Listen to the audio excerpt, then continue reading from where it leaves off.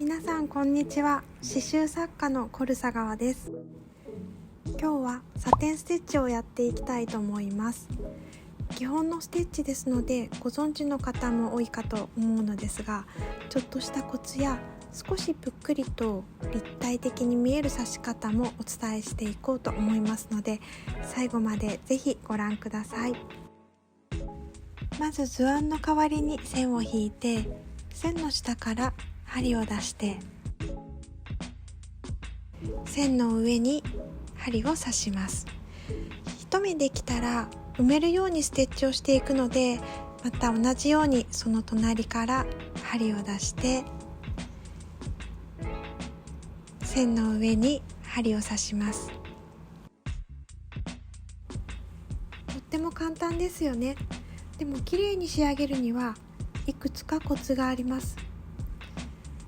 まず一つ目は生地の地の目が揃っていることです。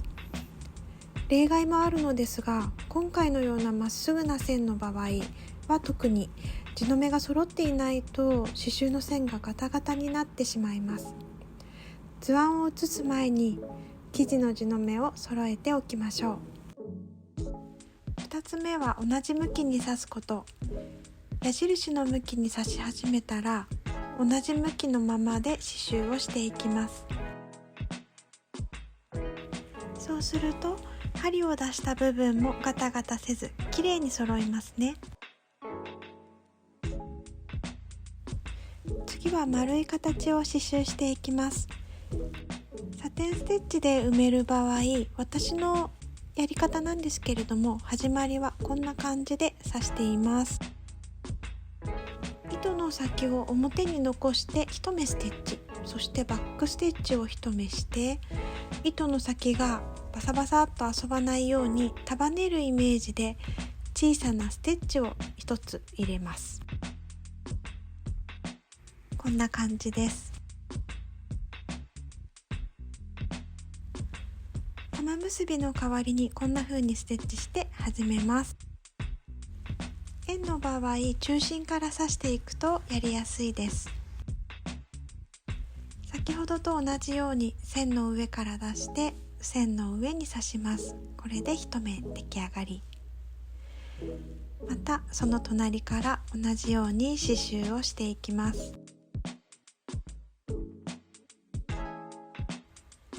端に近づいたら先にサイドの端を一つステッチ、それからその間を埋めるようにステッチをしていきます。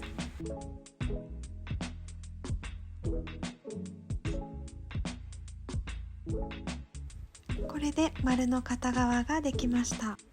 また中心から始めるので、裏側から糸の下をくぐらせて針を中心に戻します。そしてまた同じように線の下から針を出して線の上に針を刺します。左半分と同じように刺し進めていきます。これで丸が出来上がりました。次は応用編といたしましてアルファベットを刺繍していきます。使うステッチは3つだけ。アウトラインステッチ、サテンステッチ、ランニングステッチの3つです。まずは輪郭をアウトラインステッチで刺繍していきます。私がサテンステッチを使うときはだいたい輪郭をバックステッチもしくはアウトラインステッチで刺繍します。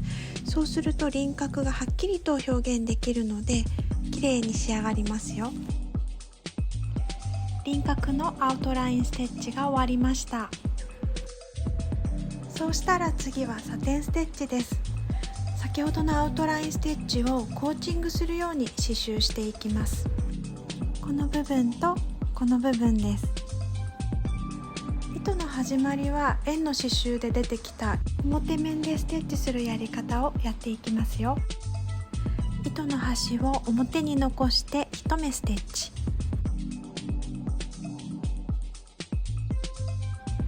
それからバックステッチを一つして糸の端を押さえるように1目小さなステッチを入れます。そしたらこの部分をサテンステッチしていきます。サテンステッチはアウトラインステッチの外側から刺繍します。アウトラインステッチ自体に高さがあるので、その上を埋めるように刺繍していくとぷっくりと少し立体的な刺繍に仕上がります。そしてカーブがきつい部分は片側のステッチの内側に針を出してステッチをします。